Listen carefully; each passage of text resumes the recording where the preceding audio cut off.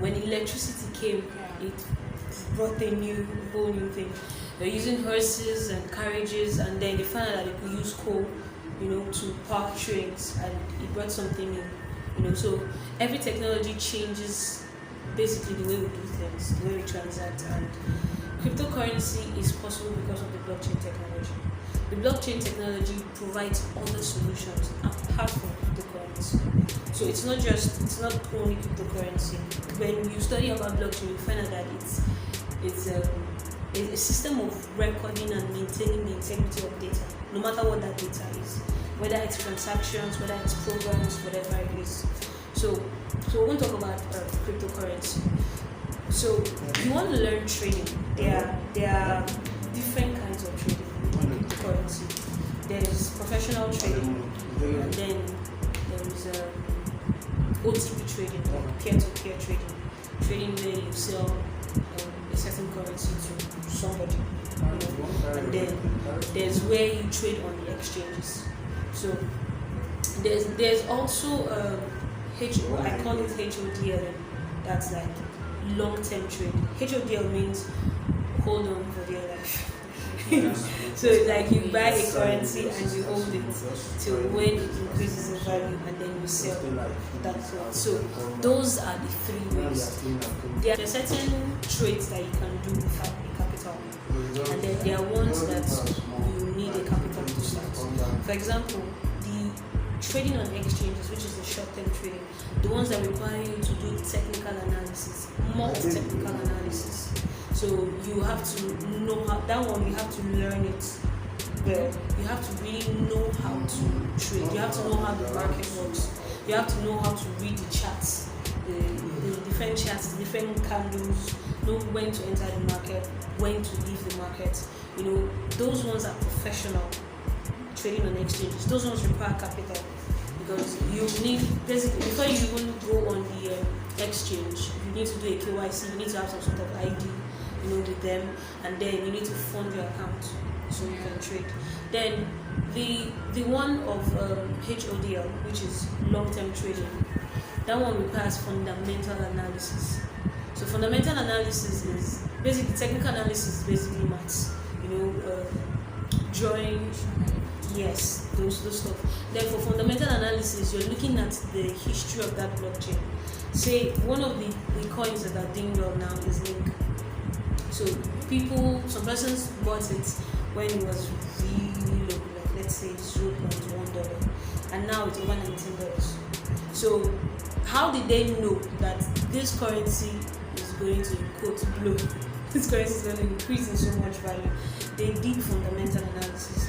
They found out, okay, what is this? What currency is this? What blockchain is this currency built on? And what's the solution that blockchain is providing? How long have they been in the market? Who are their CEOs? What are the past? Those are the kind of fundamental analysis that they look out. Now they say, okay, then what's the circulating supply of that coin? How many will ever be in existence of that coin, and then how many right now being circulated? What's the consensus protocol? So those things, those are part of the fundamental analysis. And then they say, okay, this coin is going to do it, and then people buy and hold. Now there are various places to get this sort of information. Basically, Twitter is like the social media for cryptocurrency. So, and then there are people who actually post things like this. And then another thing you need to do is join the community of crypto enthusiasts, people who also know more than you do in the industry. So in those communities, things are being posted, and you get help every time. Whenever you ask questions, you get answered, So that's one thing you can do. So that's for long-term trading. Then the one you can actually do without any capital is the OTC trade, the peer-to-peer trade. So I started with that one. I still do that one, but on a larger scale today. So what you do is the most common currency for OTP trade is Bitcoin, Ethereum. Those are the most common currencies. So say in this trade, you are trading your country's rates. So we're in Naira rate is like 420. Basically, that's according to the banks. Yes, according to the banks. But in the market, in OTC trade, it's somewhat around 450, from 450 basically upwards. So if I have Bitcoin, and then let's say maybe I earn in Bitcoin, and I want to exchange it for Naira. I want someone to buy my BTC. So you are an OTC trader. So you tell me, I can buy your BTC. You don't have the BTC. You don't have the Naira. I'm the one that have the BTC. All you need to do is connect me with somebody who has the Naira, basically. Now, what's being traded there is the rate. For example, I have BTC. BTC is measured in dollars. Okay, so you want to exchange the BTC. So you tell me, okay, I'll buy from you at, let's say, 450. Maybe I want to buy $8,000. I want to sell $1,000 worth of my BTC. You get? So you tell me 450. You get? And then the person who you're selling to, you tell them, let's say 455, okay, or let's say 453. However the rate is at that moment. You get? So your profit is, let's say, 5 naira on every dollar. So if I'm selling $1,000 worth of BTC, and I sell to you at 450 and tell the other guy 455, it means you just made 5,000 naira. So 5 naira on that $1,000. That's how the money is being made, basically. So you don't need to have the BTC, you don't need to have the naira.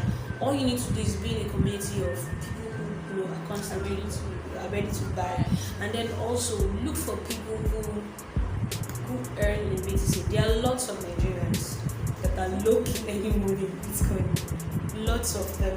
So when they do, they need a place to exchange it, without going through the hassles of a certain exchange. Because the solution OTC brings is that you don't have to go to an exchange like Binance to change your BTC for Naira and pay directly to your account. You can't even do the processes. It's not that tasking, but it's easier to just send your BTC from a blockchain wallet to another blockchain wallet, and then you get Naira transfer to your account, than to log into Bitcoin to Binance, and then you do the exchange and then get one paid to your account. So people don't want to go through that hassle. So look for people who earn in Bitcoin. They are around. One of the ways to start is by saying, use your social media. There's this thing I do. I always take a picture and create some sort of graphic design appliance and put it out there. That's how I got one of my biggest clients, through Facebook. So I just put it there, and he's like, you sell BTC, and till today he still trades with me. So tell people, I buy and sell Bitcoin. And then when they tell you, I want to sell, in the market, we usually like to buy more than we like to sell, because profit is more in buying than in selling. And then in selling, you have to also consider the fees for transacting. So it's easier to just buy from people. So look at people who earn so that they can sell to you. So you buy from them, and then you need to keep abreast of the rates every day. That happens when you are in a community of people who probably send daily rates. I have some guys who send me rates every day, saying, okay, this is the rate for today, and then they give you a category. The rate for small size of currency, like let's say if somebody is selling $50 worth, it's not the same rate as $1,000 worth. So the rate for $50 worth is usually lower than that of $1,000 worth. So if I want to sell $50,000 worth of $50 worth of BTC to you, you probably tell me a rate of like $450. But if I want to sell like $1,000 or $8,000 worth of BTC to you probably tell me $460. So that's how it works. The reason is, the more the BTC, the more the profit. For example, if I'm selling $10,000 worth of BTC to you, even if it's $1 you make on each dollar, that's 10K. Okay, so that's how the market goes, basically. So to start up here with OTC, in case maybe you don't have the capital to start trading, what you can do is start OTC trade. Buy BTC from people and resell. And you don't have to have all the Naira, you don't have to have all the Bitcoin. All you need to do is connect by, I would say, like basically being a middleman. That's that. Than Bitcoin and Ethereum right now. Okay, no. Okay, these are the market rules. Bitcoin and Ethereum, they are already there. Yeah. So there are new currencies that come up low, and that's what we look. There are two ways traders do. They either wait for the currency to drop and then buy at that point when it's dipping. I don't know if you remember the time that BTC dropped to $5,000 from $10,000. A lot of traders were happy. No, not angry. They were very happy at that point because that's when they will just buy. You see, just someone you just buy like $10,000 worth of BTC and hold it. And now that Bitcoin is now like almost $10,000, that's when they're selling. That's how they really make the market. That's one way. You wait for the coin to drop and then sell. Another way is you look for a coin that's coming up. For example, right now, you keep hearing about decentralized finance in the crypto space. Most coins that offer, that let's say the blockchain offers decentralized finance solutions are doing well because a lot of people are adopting them quickly. Yeah. So traders are looking for coins that doing fundamental analysis on coins that have to do with decentralized finance. They're five coins, and then they buy them and hold them. So the thing is, if you look for all those coins that are just coming up, and then you buy them, and then you keep. Got it. Another way to get this kind of coins is airdrops. There's something called airdrops. When a new currency is coming on board, they want to give their currencies, their crypto to people. Probably to perform some tasks. Ethereum did that when they came on board at first. So there's airdrops, then there's ICO. Ethereum did that also, where you buy the coin when it's very low, and then you hold it, and then you sell when it's high, or maybe when they release it. For example, a blockchain project could say, okay, come and be in an ICO, collect our coins at $0.1. We're going to list them on exchanges at a certain date at maybe $0.50 or $1. You get. So if you buy, let's say 1,000 of that coin at that point, it means that when they are listing on exchanges or when they are doing a public distribution or so, you would have made them like 50% in money. So those are one of the ways to get this.